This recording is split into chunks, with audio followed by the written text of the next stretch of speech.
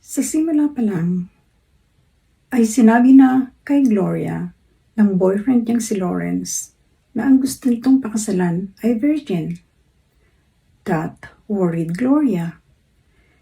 Naipagbili niya na kasi ang kanyang virginity sa isang foreigner sa Angeles City na ang hobby ay mangolekta ng cherry girls.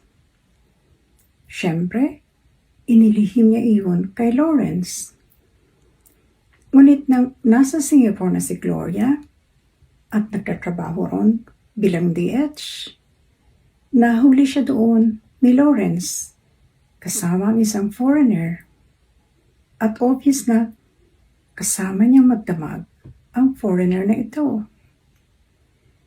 Kinamuhian si Gloria ni Lawrence dahil doon kung paanong hinabol siya at halos pagmakaawaan ni Christoph.